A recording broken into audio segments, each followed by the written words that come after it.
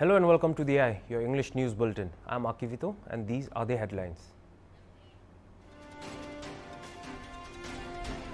Amid the uproar by the opposition MPs during the ongoing monsoon session of the Parliament on Monday, Lok Sabha has been adjourned again till 11 am on Tuesday.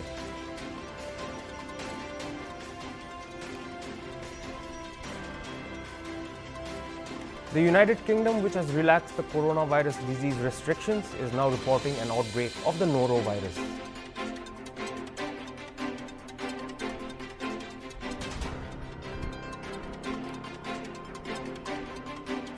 The Narendra Modi-led government defended itself over allegations of spying using the Israeli software Pegasus by calling it an attempt to malign the Indian democracy and its well-established institutions.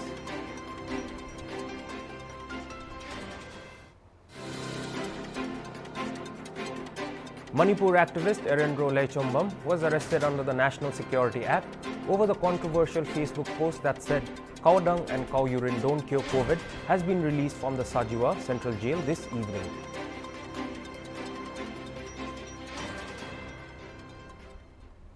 And now the news in details. Manipur activist Erendro Leichombam, who was arrested under the National Security Act over the controversial Facebook post that said cow dung and cow urine don't cure COVID, has been released from Sajiwa Central Jail this evening after the Supreme Court ordered his release. After the Supreme Court ordered the release of Manipur activist Erendro Leichombam today, the activist has been released from Sajiwa Central Jail. He came out of the jail flanked by his mother and father. While coming out of jail, his mother looked emotional hugging her son. He said he has no regrets and he spent time with books inside the jail. When asked by HornbillTV what is going to be his future plans, he said he just wants to get home as he has been missing his family. Leichombam was arrested along with a local journalist, Kishore Chandra Wangkem, from the houses on May 13 based on an FIR lodged by Manipur State BJP Vice President Usham Devan and General Secretary P. Premananda Mehte.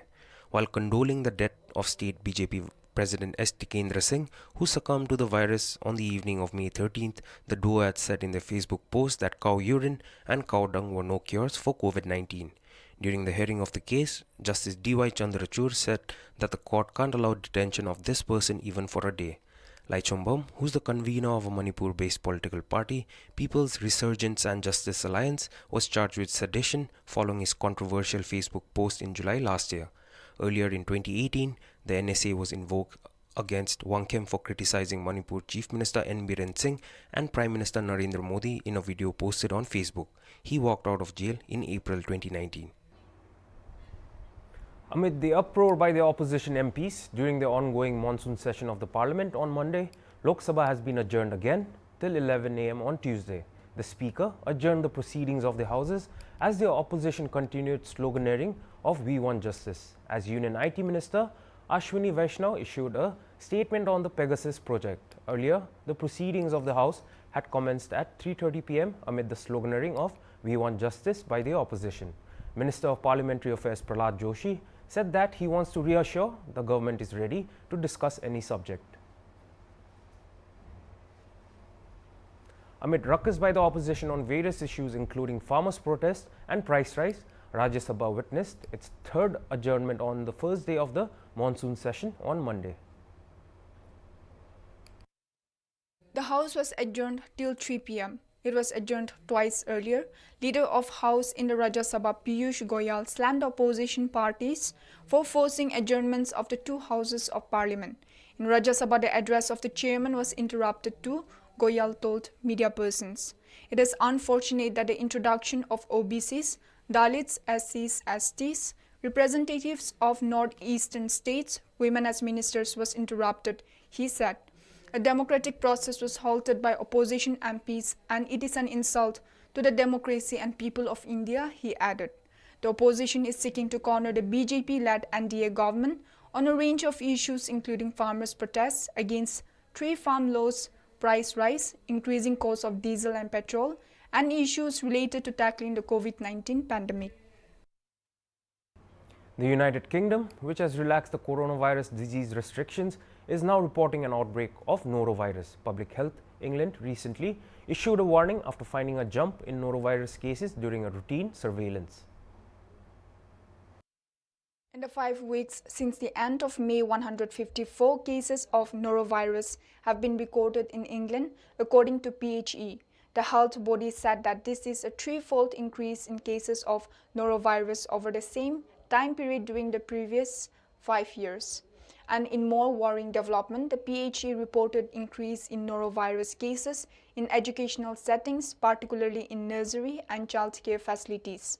According to Centers for Disease Control and Prevention, norovirus is a very contagious virus that causes vomiting and diarrhea. The PHE calls it a winter vomiting bug. According to CDC, people with norovirus illness can shed billions of virus particles, and only a few of them can make other people sick. This increase in cases of norovirus can be a reason of concern for England as well as the world, which is already grappling with the spread of COVID-19. According to CDC, a person can contract norovirus by coming in direct contact of an infected person, consuming contaminated food or water, and touching contaminated surfaces, and then putting your unwashed hands in your mouth. So the spread is very similar to the way other viruses enter the human body.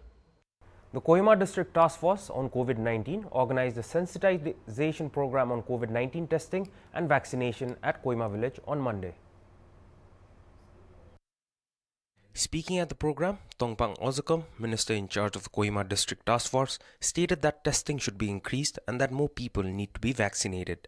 Informing that the death rate from COVID-19 in the state is increasing, he spoke about the duties and responsibilities of village councils, youth organization and student bodies and others from the northern Angami areas in spreading awareness among villages so that more people may come forward in getting tested and vaccine may be administered to them for the safety of everyone.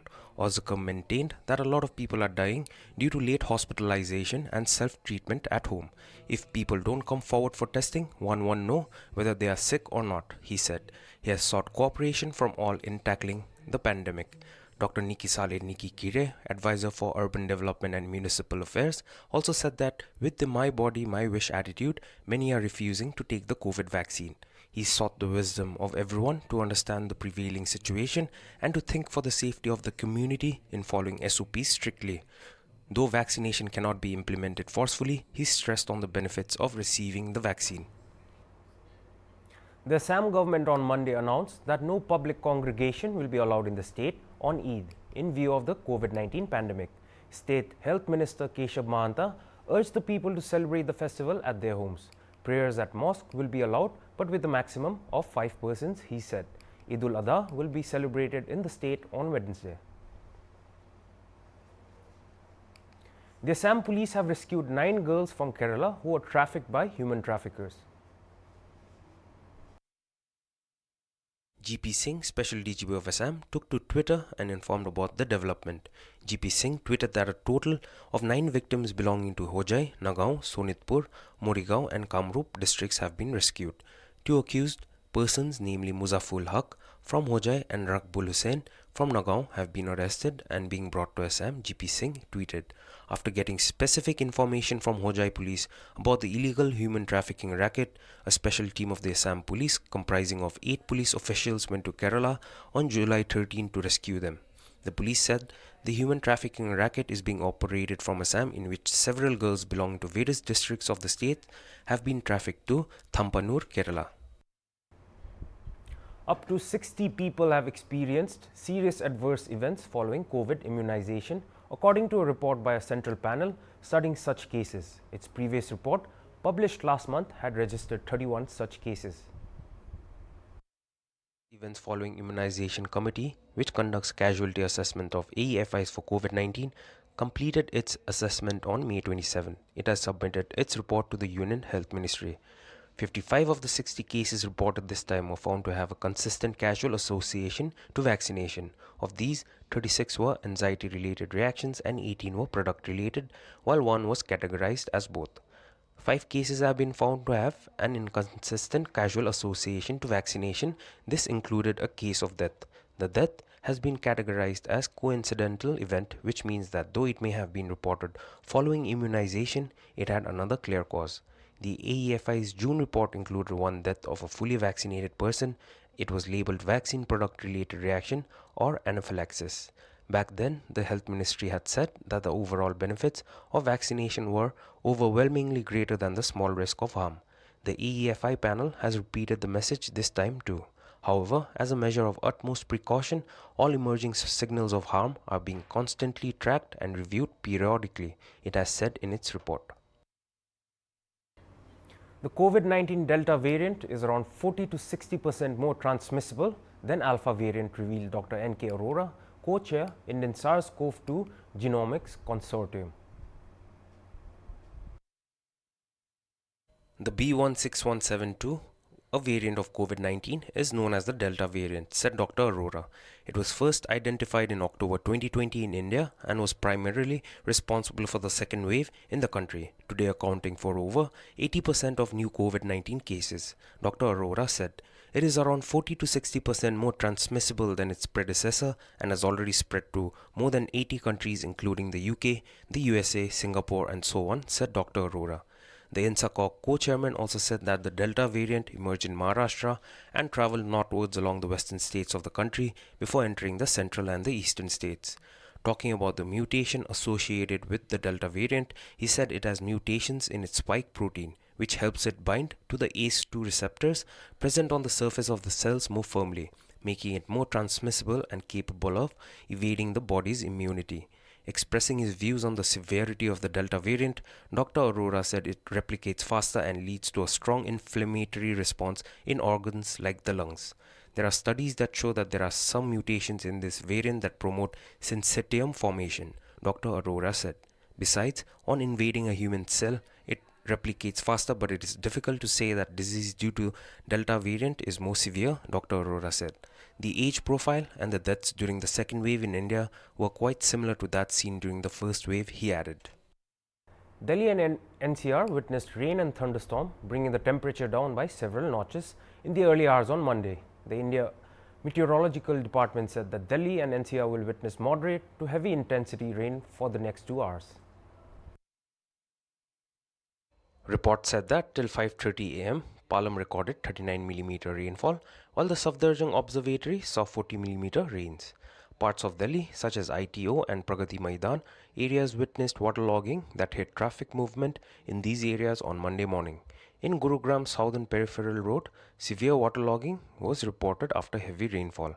Visuals from Sector 10A of the city showed vehicles partially submerged in water due to waterlogging in the area. In Uttarakhand, many parts of the state have been receiving heavy downpour since last night. Uttarkashi, a cloudburst, claimed 3 lives, while the rescue operation is on searching for others. Inspector Jagdamba Prasad, team in charge State Disaster Response Force, informed 3 people have died and 4 people were reported as missing after a cloudburst in Mando village in Uttarkashi district. The 3 bodies which have been recovered are that of 2 women and a child. Rains have also lashed out at least 10 other districts in the state, including Dehradun. Mumbai is also receiving incessant rainfall, temporarily disrupting local train services in the Central Main Line and Harbour Line on Monday. The trains on Central Main Line, Harbour Line and Trans Harbour Line have resumed operation in Mumbai. IMD has indicated moderate to heavy rain and thunder showers in Mumbai and suburbs, with the possibility of very heavy to extremely heavy rainfall at isolated places. As many as 33 people have lost their lives after a thunderstorm on Sunday brought heavy rains in Mumbai and nearby regions, throwing road and rail traffic out of gear. At least 19 of them had died early morning yesterday when a landslide hit a hillock in Chembur. Heavy rains have also lashed parts of South Gujarat yesterday, throwing normal life out of gear and caused waterlogging at a number of places in Valsad. The Narendra Modi-led government defended itself over allegations of spying using the Israeli software Pegasus by calling it an attempt to malign the Indian democracy and its well-established institutions. Speaking in the Lok Sabha Monday afternoon, newly appointed Information Technology Minister Ashwini Vaishnav hit out at the news reports published Sunday night over the alleged use of Pegasus to spy on a list of journalists, ministers and opposition leaders. In the past, similar claims were made regarding the use of Pegasus, and those claims had no factual basis and were categorically denied by all parties, he added. According to the first reports published late Sunday, phones of 2 serving union ministers, 3 opposition leaders, 1 constitutional authority, Current and former heads of security organizations, administrators, and 40 senior journalists and activists from India were allegedly bugged using Pegasus and put on surveillance. The findings were reported by a global consortium of media organizations, including The Wire in India. Vaishnav also spoke of legal monitoring and interception of electronic devices authorized according to Indian law. The procedure ensures that any monitoring of any information is done as per due procedure of law, and the time-tested procedures are well established to ensure that unauthorized surveillance cannot occur, he said. Vaishnav himself was Monday named as one of those whose numbers was potentially targeted. Amid the escalating tensions in Afghanistan, Pakistan Inter-Services Intelligence has instructed the Taliban and the Mujahideens to target Indian-built assets in the war-torn country and remove any signs of Indian goodwill work there, reported news agency ANI, quoting government sources. Told ANI that over 10,000 Pakistani terrorists have entered Afghanistan to openly support the Taliban's offensive against the Ashraf Ghani-led Afghanistan government. They said Haqqani Network, an Islamic organization backed by Pakistan, has been constantly working against the Indian assets in Afghanistan. India has invested over $3 billion in the Afghanistan reconstruction effort since the last 2 decades, and the 218-kilometer road between Dilaram and Zaran Salma Dam and the Afghan Parliament building, which was inaugurated in 2015, are the biggest symbols of Indian contribution for the Afghan people. Indian agencies are also closely monitoring the situation at the Kabul airport, which is not going to be under American guard for very long now. Many airfields under Americans, including the Bagram Air Base, which have been vacated due to the ongoing power tussle with the Taliban. The Indian workers involved in civil works have also been asked to move out. Indian public sector companies WAPCOS had some officials there for dam projects. India had recently also announced work worth $350 million, including the Shatut Dam, for providing drinking water to the city of Kabul. And this was all for the eye. For latest news and updates, stay tuned to Hornbill TV.